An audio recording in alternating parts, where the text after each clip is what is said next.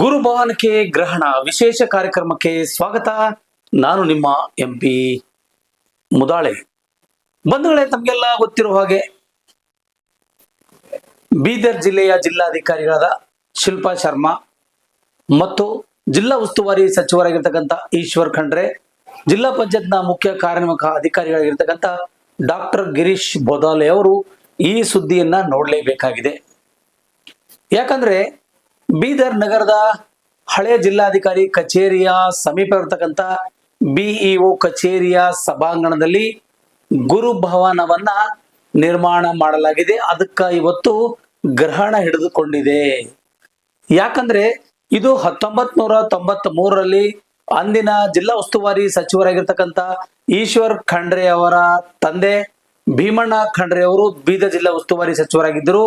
ಅವರ ಒಂದು ಸಮ್ಮುಖದಲ್ಲಿ ಈ ಒಂದು ಗುರುಭವನಕ್ಕೆ ಶಿಕ್ಷಕರಿಗೆ ನೆರವಾಗಲಿ ಎಂಬ ಕಾರಣದಿಂದಾಗಿ ಅವರ ಒಂದು ಕಾನ್ಸೆಪ್ಟ್ ಅನ್ನ ರೆಡಿ ಮಾಡಿಕೊಂಡು ಇಲ್ಲಿರ್ತಕ್ಕಂಥ ಶಿಕ್ಷಕ ಮತ್ತು ಶಿಕ್ಷಕಿಯರಿಗೆ ಯಾವುದೇ ಸಭೆ ಸಮಾರಂಭಗಳಾಗ್ಲಿ ಅಥವಾ ಅವರ ಚಟುವಟಿಕೆಗಳನ್ನು ಮಾಡ್ಕೊಳ್ಳೋಕೆ ಒಂದಿಷ್ಟು ಗುರುಭವನ ಇರಬೇಕು ಅನ್ನುವಂತ ನಿಟ್ಟಿನಲ್ಲಿ ಆಗಿನ ಕಲ್ಪನೆ ಇಟ್ಟುಕೊಂಡು ಬಂದಂತ ಭೀಮಣ್ಣ ಖಂಡ್ರೆ ಅವರ ಶಂಕುಸ್ಥಾಪನೆ ಮಾಡಿರ್ತಕ್ಕಂಥ ಈ ಒಂದು ಭವನ ಇವತ್ತು ಶೀತಲ ವ್ಯವಸ್ಥೆಯಲ್ಲಿ ಒಳಗೊಂಡಿದೆ ಅಂತಕ್ಕಂಥ ಮಾತನ್ನ ಇಲ್ಲಿ ಹೇಳಬೇಕಾಗಿದೆ. ನೀವು ನೋಡ್ಬೇಕಾದ್ರೆ ಗೊತ್ತಾಗುತ್ತೆ ನಿಮ್ಗೆ ಇಲ್ಲಿರ್ತಕ್ಕಂಥ ಸಮಸ್ಯೆ, ತಾತ್ಪರ್ಯ ಮತ್ತು ಇಲ್ಲಿನ ವಿಚಾರಗಳನ್ನ ನಾವು ನಿಮ್ಗೆ ಹೇಳಲಿಕ್ಕೆ ಹೋದ್ರೆ ಒಂದಿಷ್ಟು ನಮಗೂ ಕೂಡ ನಾಚಿಕೆ ಆಗುತ್ತೆ. ಯಾಕಂದ್ರೆ ಒಂದು ಕೋಟ್ಯಾಂತರ ರೂಪಾಯಿ ಸಾರ್ವಜನಿಕರ ಹಣವನ್ನ ಪಡೆದುಕೊಂಡು ಈ ಇಷ್ಟೊಂದು ಲಕ್ಷಾಂತರ ರೂಪಾಯಿ ಆಗಲಿ ಕೋಟ್ಯಾಂತರ ರೂಪಾಯಿಗಳನ್ನ ಇಲ್ಲಿ ಬಿಲ್ಡಿಂಗ್ ಕಟ್ಟಿ ಆ ಬಿಲ್ಡಿಂಗ್ಗೆ ಈ ರೀತಿಯಾಗಿ ನಡ್ಕೊಂಡು ಹೋಗ್ತಾರ ಅಂತಂದ್ರೆ ಜಿಲ್ಲಾಡಳಿತಕ್ಕಾಗಲಿ ಮತ್ತು ಸಾರ್ವಜನಿಕರಾಗಲಿ ನಮ್ಮ ತೆರಿಗೆನ ಹಣ ಕಟ್ಟಿಕೊಂಡು ಕೆಲಸ ಮಾಡಿರ್ತಕ್ಕಂಥ ಆ ಜಿಲ್ಲಾಡಳಿತಕ್ಕೆ ನಿಜಕ್ಕೂ ಕೂಡ ಇವತ್ತು ನಾಚಿಕೆ ಆಗ್ಬೇಕಂತ ಪರಿಸ್ಥಿತಿ ಎದುರಾಗಿದೆ. ಯಾಕಂದ್ರೆ ದಿನನಿತ್ಯ ಇದ್ರೆ ಸಾಕು ಅಲ್ಲಿ ಸಾವಿರಾರು ಜನ ಶಿಕ್ಷಕರು ಮತ್ತು ಶಿಕ್ಷಕಿಯರು ಬರ್ತಾರೆ ಮತ್ತು ಅನೇಕ ಜನ ಲೀಡರ್ಗಳು ಮತ್ತು ಸಾರ್ವಜನಿಕರು ಕೂಡ ಅಲ್ಲಿ ಬಂದು ಹೋಗ್ತಾರೆ. ಈ BO ಕಚೇರಿ ಮುಂಭಾಗದಲ್ಲೇ ಒಂದು ಗುರುಭವನನ್ನ ನಿರ್ಮಾಣ ಮಾಡಿದ್ದಾರೆ.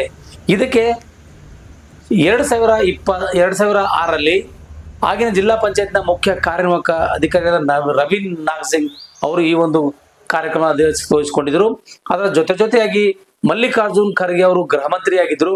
ಆ ಗೃಹ ಮಂತ್ರಿಯಾಗಿದ್ದಂತಹ ಸಂದರ್ಭದಲ್ಲಿ ಬೀದರ್ ಜಿಲ್ಲೆಯ ಉಸ್ತುವಾರಿ ಸಚಿವರಾಗಿದ್ದ ಬಸವರಾಜ್ ಪಾಟೀಲ್ ಹುಮ್ನಾಬಾದ್ ಅವರ ನೇತೃತ್ವದಲ್ಲಿ ಗುರುಭವನಕ್ಕೆ ಒಂದಿಷ್ಟು ಇಲ್ಲಿ ಉದ್ಘಾಟನೆ ನೆರವೇರುತ್ತೆ. ಅವತ್ತಿನಿಂದ ಇವತ್ತಿನ ತನಕ ಕೂಡ ಇದು ಶೀತಲ ವ್ಯವಸ್ಥೆಯಲ್ಲಿ ಕೂಡಿದೆ. ಇದಕ್ಕೆ ಹೇಳರು ಕೇಳರು ಯಾರು ಇಲ್ಲದಂತಾಗಿದೆ. ಜಿಲ್ಲಾ ಅಧಿಕಾರಿಗಳ ಪಕ್ಕದಲ್ಲೇ ಇರ್ತಕ್ಕಂಥ ಈ ಒಂದು ಗುರುಭವನ ಎಷ್ಟೊಂದು ದುಸ್ಥಿತಿಗೆ ಬರಲಿಕ್ಕೆ ಪ್ರಮುಖ ಕಾರಣ ಯಾರು? ಹಾಗಾದ್ರೆ ಇದು ಯಾರಿಗೆ ಜವಾಬ್ದಾರಿ ವಹಿಸಿಕೊಟ್ಟಲಾಗಿತ್ತು? ಈ ಜವಾಬ್ದಾರಿನ ಯಾರು ನಿಭಾಯಿಸ್ತಾ ಇದ್ರು? ಜಿಲ್ಲಾಧಿಕಾರಿ ಗಮನಕ್ಕೆ ಇದೇನಾ ಅಥವಾ ಇಲ್ಲವಾ?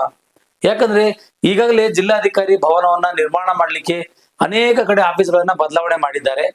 ಆ ಬದಲಾವಣೆ ಮಾಡಿರ್ತಕ್ಕಂಥ ಸಂದರ್ಭದಲ್ಲಿ ಇಲ್ಲಿ ಸುಮಾರು ದೊಡ್ಡದಾಗಿರ್ತಕ್ಕಂಥ ಒಂದು ಭವನ ನಿರ್ಮಾಣ ಮಾಡಿದ್ದಾರೆ.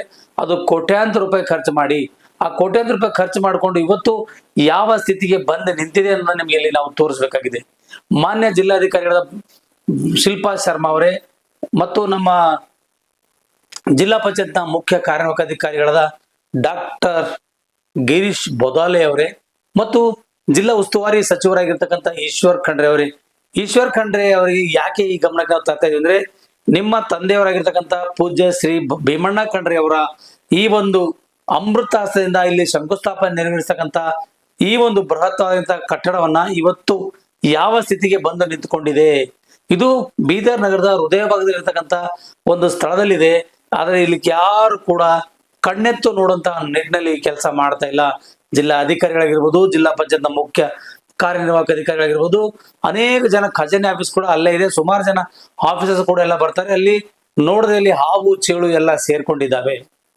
ಈ ಹಾವು ಚೇಳುಗಳು ಸೇರ್ಕೊಂಡ್ರು ಪರವಾಗಿಲ್ಲ, ಆದ್ರೆ ಅದಕ್ಕೆ ಕೋಟ್ಯಾಂತರ ರೂಪಾಯಿ ಖರ್ಚು ಮಾಡಿ ಒಂದಿಷ್ಟು ಬಾಗ್ಲಾದ್ರೂ ಹಾಕಕ್ ಆಗ್ತಾ ಇಲ್ಲ, ಸ್ವಚ್ಛತೆ ಮಾಡ್ಕೊಳ್ಲಿಕ್ಕೆ ಆಗ್ತಾ ಇಲ್ಲ ಅಂದ್ಮೇಲೆ ಈ ಸರ್ಕಾರಕ್ಕೆ ಮತ್ತೆ ಈ ಜಿಲ್ಲಾಡಳಿತಕ್ಕೆ ಒಂದಿಷ್ಟು ನಾಚಿಕೆ ಆಗ್ಬೇಕಾಗಿದೆ. ಸರ್ಕಾರದ ಹಣಗಳನ್ನ ಹೇಗೆಲ್ಲ ಪೋಲ್ ಮಾಡ್ತಾರೆ ಅನ್ನೋದಕ್ಕೆ ತಾಜಾ ಉದಾಹರಣೆ ಇದು ನಮ್ಮ ಗುರುಭವನ ಅಂತ ನಮ್ಗೆ ಕಾಣಿಸ್ತಾ ಇದೆ. ಬಂಧುಗಳೇ, ಯಾಕೆ ವಿಚಾರವನ್ನ ನಿಮ್ ಮುಂದೆ ನಾವು ಹೇಳಲಿಕ್ಕೆ ಬಯಸ್ತಾ ಇದೀವಿ ಅಂದ್ರೆ, ಒಂದು ರೀತಿಯಿಂದ ಎಷ್ಟೋ ಜನರಿಗೆ ಬದುಕೊಳ್ಕೊಳ್ಳಿಕ್ಕೆ ಮನೆಗಳಿಲ್ಲ, ಎಷ್ಟೋ ಜನರಿಗೆ ಮನೆ ಕಟ್ಕೋತಿದ್ರೆ ಹಣಗಳಿಲ್ಲ, ಎಷ್ಟೋ ಜನರಿಗೆ ಇದನ್ನ ಉಪಯೋಗಿಸ್ಕೋತೀವಿ ಅಂದ್ರೆ ಸ್ಥಳಗಳಿಲ್ಲ. ಇಲ್ಲಿ ಸ್ಥಳವೂ ಇದೆ, ಹಣನೂ ಇದೆ, ಆ ನಂತರದಲ್ಲಿ ಇರ್ತಕ್ಕಂಥ ಬಜೆಟ್ನು ಇದೆ. ಎಲ್ಲ ತೆಗೆದು ಕೊಪ್ಪೆ ಹಾಕಿ ಯಾರೋ ಒಬ್ಬರು ಗುತ್ತೇದಾರನ್ನು ಕೊಟ್ಬಿಟ್ಟು ಈ ಕೆಲಸ ಮಾಡಿಬಿಟ್ಟು ಇವತ್ತಿನವರೆಗೂ ಕೂಡ ಇದು 22 ವರ್ಷ ಆಯ್ತು ಇವತ್ತಿಗೆ, ಆದ್ರೂ ಕೂಡ ಅದು ಪಾಳು ಬಿದ್ದ ಸ್ಥಿತಿಯಲ್ಲೇ ಇದೆ. ಹಾಗಾದ್ರೆ ಇಷ್ಟೊಂದು ಕೋಟ್ಯಾಂತರ ರೂಪಾಯಿ ಖರ್ಚು ಮಾಡಿ ಇಲ್ಲಿ ಕಟ್ಟಡ ಕಟ್ಟಿದ್ದು ಯಾವ ಪುರುಷಾರ್ಥಕ್ಕಾಗಿ ಎನ್ನುವಂತ ಪ್ರಶ್ನೆ ನಮಗೆ ಯಕ್ಷ ಪ್ರಶ್ನೆಯಾಗಿ ಉಳ್ಕೊಳ್ತಾ ಇದೆ. ಜಿಲ್ಲಾ ಉಸ್ತುವಾರಿ ಸಚಿವರಾಗಿರ್ತಕ್ಕಂಥ ಈಶ್ವರ್ ಖಂಡ್ರೆ ಅವರೇ, ನಿಮ್ಮ ತಂದೆಯವರು ಹಸ್ತದಿಂದ ನಿರ್ಮಾಣಗೊಂಡಿರತಕ್ಕಂಥ ಈ ಒಂದು ಶಿಕ್ಷರ ಭವನ ಏನಿದೆಯಲ್ಲ, ಈ ಗುರುಭವನಕ್ಕೆ ಒಂದಿಷ್ಟು ನಿಮ್ಮ ತಂದೆಯವರ ಕಾಣಿಕೆ ದೊಡ್ಡದಾಗಿತ್ತು.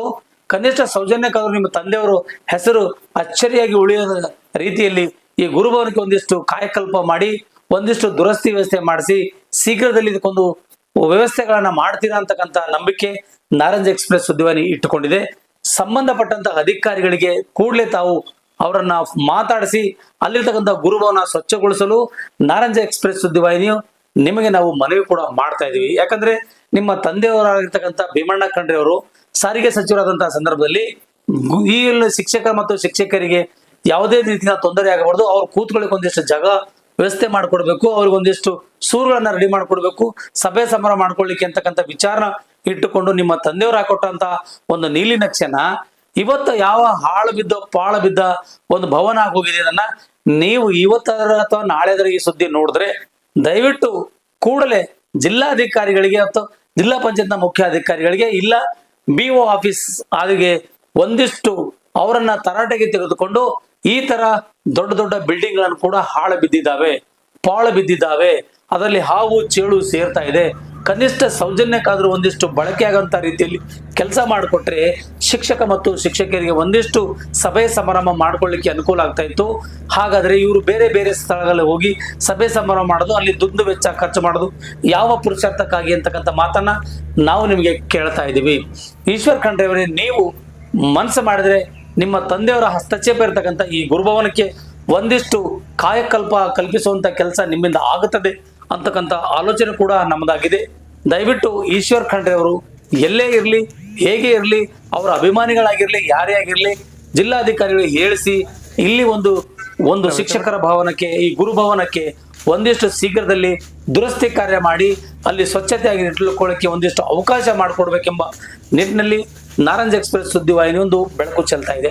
ಬಂಧುಗಳೇ, ಈ ರೀತಿಯಾಗಿ ನಾವು ಸುದ್ದಿಗಳನ್ನ ಬಿತ್ತರ ಮಾಡ್ತಾ ಇದೀವಿ. ಯಾರಿಗೆಲ್ಲ ಈ ಸುದ್ದಿಗಳನ್ನ ಇಷ್ಟವಾಗಿದೆಯೋ ದಯವಿಟ್ಟು ಸಬ್ಸ್ಕ್ರೈಬ್ ಮಾಡ್ಕೊಳ್ಳಿ, ಲೈಕ್ ಮಾಡಿ, ಶೇರ್ ಮಾಡಿ, ಕಮೆಂಟ್ಸ್ ಮಾಡ್ರಿ. ನಿಮ್ಮ ಅನಿಸಿಕೆ ಅಭಿಪ್ರಾಯಗಳು ಏನಾದಿದ್ರೆ ಬರೆದು ತಿಳಿಸಿ ಎನ್ನುವಂತ ಮಾತನ್ನ ಹೇಳ್ತಾ ಈ ಕಾರ್ಯಕ್ರಮ ಇಲ್ಲಿಗೆ ಮುಗಿಸ್ತಾ ಇದ್ದೀನಿ.